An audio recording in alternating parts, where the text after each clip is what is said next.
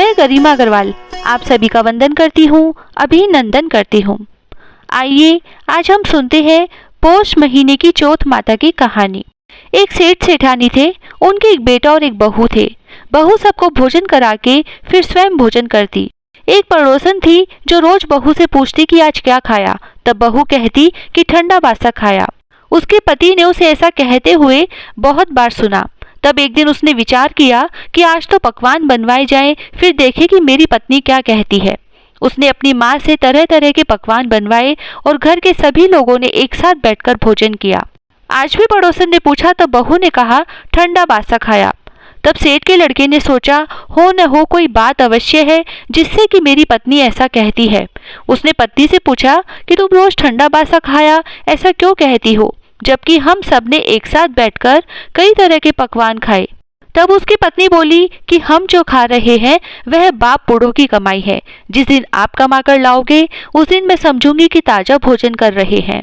अब एक दिन लड़के ने माँ से कहा कि मैं एक बड़े शहर में कमाई करने जा रहा हूँ। तब माँ ने कहा कि बेटा हमारे पास इतना धन है कि खाया नहीं छूटेगा, फिर तुम क्यों जा रहे हो। लेकिन बेटा माना नहीं और माँ के मना करने पर भी स्वयं कमाने का दृढ़ निश्चय कर लिया और जाते समय पत्नी से कहा कि मैं जब तक कमाकर बहुत सा धन लेकर न आऊं तुम चूल्हे की आग मत बुझने देना। एक दिन चूल्हे की आग बुझ गई तो वह मन ही मन घबराने लगी कि कहीं मेरे पति पर संकट तो नहीं आन पड़ा। जल्दी से पड़ोस में से आग लाकर चूल्हे में रख दूं, ऐसा विचार करके पड़ोस में गई। वहां पड़ोसन चौथ माता का व्रत और पूजन कर रही थी। तब पड़ोसन ने कहा कि थोड़ी देर में आकर ले जाना।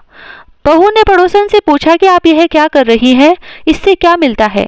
तब पड़ोसन ने कहा कि मैं चौथ माता का व्रत कर रही हूँ, इससे अन्न और लक्ष्मी मिलती है तथा 12 बरस का बिछड़ा हुआ पति मिलता है, बच्चे खुश रहते हैं और सारी मनोकामनाएं पूरी होती हैं।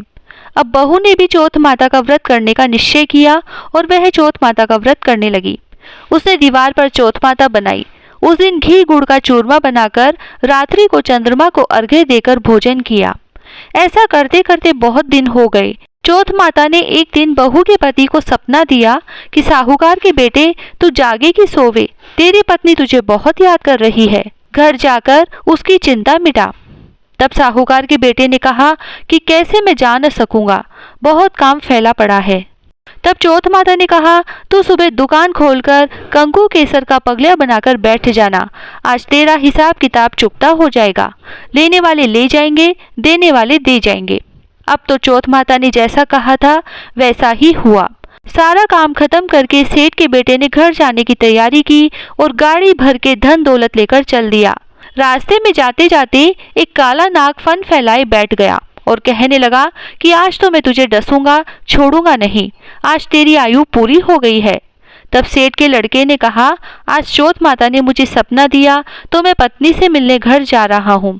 वहाँ मेरी पत्नी बहुत चिंता कर रही है, मैं उससे मिलकर जरूर आऊँगा, तब तुम मुझे डस लेना। तब नाग ने कहा कि तुम शपथ पूर्वक कहकर जाओ तो मैं तुम्हें जाने दूंगा, परंतु लौटकर नहीं आए तो तुम्हारे घर आकर तुम्हें डस लूंगा।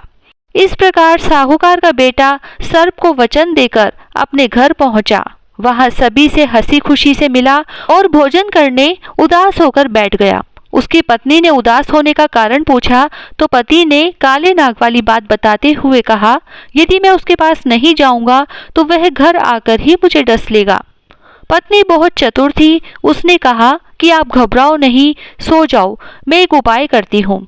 तब पत्नी ने कमरे की 7 सीढ़ी धोई। पहली सीढ़ी पर रेत, दूसरी पर इत्र, तीसरी पर गुलाल फूल, चौथी पर कंकु केसर, 5वीं पर लड्डू पेड़ा, 6ठी पर गद्दी गलीचा और 7वीं बेड़ी पर दूध का कटोरा भरकर रख दिए। इस प्रकार वह 7 सीढ़ियां सजाकर बैठ गई।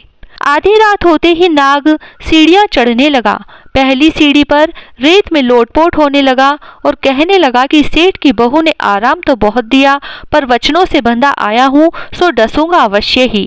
इस प्रकार 7 सीढ़ियों पर नाग आराम करता हुआ कहता हुआ कि डसूंगा जरूर कहते हुए कमरे में जाने ही वाला था कि चौथ माता ने विचार किया कि मैं इसे नहीं बचाऊंगी तो संसार में धर्म कर्म और व्रत पूजन को कौन मानेगा।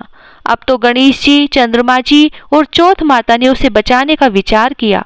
चंद्रमा जी ने उजाला किया, चौथ माता ढाल बनी और गणेश जी ने तलवार लेकर नाग को मार दिया और ढाल से ढक दिया। अब बहू भी थकी हारी सो गई। दिन उगा तो लोग बेटे से मिलने आए, परंतु बेटा बहू तो उठे ही नहीं थे। बहुत देर हो गई तो माँ उन्हें उठाने गई। माँ ने सातों सीढ़ियों पर जो कुछ देखा तो बहुत घबराई और बेटा बहू को आवाज लगाई। बेटा बहू उठे तो देखा कि एक ढाल तलवार वहां पड़ी हुई है। अब ढाल उठाई तो वही काला नाग मरा हुआ पड़ा है। बेटा बहू ने सोचा कि आज तो धर्म कर्म ही आड़े आए, जो भगवान गणेश जी और चौथ माता ने अपनी रक्षा की। हे चौथ माता, आपने जैसी सेठ के बेटे बहू की रक्षा की, वैसी सबकी रक्षा करना। कहता ने सुनता ने हुकारा भरता ने सारे परिवार की रक्षा करना। जय श्री राधे। बिंदायक जी की कहानी। एक बार गणेश जी महाराज एक सेठ जी के खेत में से जा रहे थे तो उन्होंने 12 दाने अनाज के तोड़ लिए। फिर गणेश जी के मन में पछतावा हुआ कि मैंने तो सेठ जी के यहाँ चोरी कर ली। तो गणेश जी सेठ जी के यहाँ 12 साल की नौकरी करने लग गए। एक दिन सेठानी राख से हाथ धोने लगी तो गणेश जी सेठानी का हाथ पकड़कर मिट्टी से हाथ धुला दिए। सेठानी सेठ जी से बोली कि ऐसा क्या नौकर रखा है, नौकर होकर उसने मेरा हाथ पकड़ लिया। सेठ जी ने गणेश को बुलाकर पूछा कि तुमने सेठानी का हाथ क्यों पकड़ा। तो गणेश जी बोले कि मैंने तो एक सीख की बात बताई थी, राख से हाथ धोने से घर की लक्ष्मी नाराज होकर घर से चली जाती है और मिट्टी से हाथ धोने से आती है। सेठ जी ने सोचा कि गणेश जी है तो सच्चा। थोड़े दिनों बाद कुंभ का मेला आया। सेठ जी ने गणेश जी से कहा, गणेश सेठानी को कुंभ के मेले में स्नान करा के ले आओ। तब वहां जाकर सेठानी किनारे पर बैठकर नहा रही थी तो गणेश जी ने उनका हाथ पकड़ा और आगे डुबकी लगवाकर ले आए। घर आकर सेठानी ने सेठ से कहा कि गणेश जी ने तो मेरी इज्जत ही नहीं रखी, इतने सारे आदमियों के बीच में मुझे घसीट कर आगे पानी में ले गए। तब सेठ जी ने गणेश जी से बुलाकर पूछा कि ऐसा क्यों किया। तो गणेश जी ने कहा कि सेठानी किनारे पर बैठकर गंदे पानी से नहा रही थी तो मैं आगे अच्छे पानी में डुबकी लगवाकर ले आया। इससे अगले जन्म में बहुत बड़े राजा और राजपाट मिलेगा। सेठ जी ने सोचा गणेश है तो सच्चा। एक दिन घर में पूजा पाठ हो रहे थे, हवन हो रहा था। सेठ जी ने गणेश को कहा कि जाओ सेठानी को बुला कर लाओ। गणेश सेठानी को बुलाने गया तो सेठानी काली चुनरी ओढ़कर चलने लगी। तो गणेश जी ने काली चुनरी फाड़ दी और कहा कि लाल चुनरी ओढ़ के चलो। सेठानी नाराज होकर सो गई। सेठ जी ने आकर पूछा कि क्या बात है। तो सेठानी ने कहा कि गणेश ने मेरी चुनरी फाड़ दी। सेठ जी ने गणेश को बुलाकर बहुत डांटा और कहा कि तुम बहुत बदमाशी करते हो। तब फिर गणेश जी ने कहा कि पूजा पाठ में काला वस्त्र नहीं पहनते हैं, इसीलिए मैंने लाल वस्त्र के लिए कहा। काला वस्त्र पहनने से कोई भी शुभ काम सफल नहीं होता है। फिर सेठ जी ने सोचा कि गणेश है तो समझदार। एक दिन सेठ जी पूजा करने लगे तो पंडित जी ने कहा कि वह तो गणेश जी की मूर्ति लाना ही भूल गए, अब क्या करें।